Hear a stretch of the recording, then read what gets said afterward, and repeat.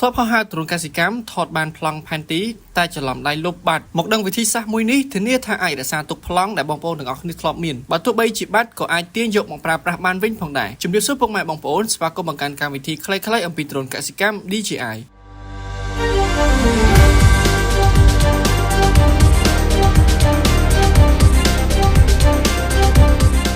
នៅក្នុងវីដេអូនេះក្រុមហ៊ុន DJI ចង់មកចែករំលែកបងប្អូនទាំងអស់គ្នាអំពីរបៀបនៃការថែរក្សាឯកសារប្លង់នៅក្នុងទីតាំងសម្ងាត់ដែលយើងអាចទាញយកមកវិញនៅពេលដែលច្រឡំដៃលុបឬក៏បាត់មិនសាំញ៉ាំយូរយើងមកកាន់តេឡេបញ្ជាដោយចាប់ផ្ដើមដំបូងយើងត្រូវភ្ជាប់ Wi-Fi មកកាន់តេឡេបញ្ជាជាមុនសិនភ្ជាប់រួចរាល់បងប្អូនត្រូវតែចូលទៅកាន់កន្លែងផ្ទុកឯកសារប្លង់ដែលបានចង្អុលបង្ហាញពេលចូលទៅដល់ទំព័រដំបូងគឺមានពាក្យថាក្នុងមូលដ្ឋាននៅត្រង់ចំណុចនេះហើយដែលបងប្អូនត្រូវតែចុចបើកសញ្ញាគ្រីសនៅលើឯកសារប្លង់ណាមួយដែលបងប្អូនចង់រក្សាទុកឲ្យវាបានយូរអង្វែងនៅពេលបើកសញ្ញាគ្រីសរួចរាល់ក្លេកមកកាន់អក្សរបង្ហោះរួចចុចបន្ទាប់មករងចាំពេលដែលវាពេញគឺរួចជាការស្រេចហើយឯកសារប្លង់របស់បងប្អូនត្រូវបានផ្ទេរពីទំព័រដំបូងដែលមានពាក្យថាក្នុងមូលដ្ឋានទៅកាន់កន្លែងពាក្យថា Cloud ហើយទីតាំង Cloud គឺជាកន្លែងដែលបងប្អូនអាចរក្សាទុកឯកសារប្លង់បានយូរបើទោះបីជាច្រឡំដៃលុបឬក៏បាត់ឆឹងក៏បងប្អូនអាចទាញយកមកប្រើប្រាស់បានវិញផងដែរដូច្នេះរាល់ពេលដែលបងប្អូនមានឯកសារប្លង់ចង់រក្សាទុកកុំភ្លេចផ្ទេរមកកាន់ទីតាំង Cloud ដើម្បីទទួលបានចំណេះដឹង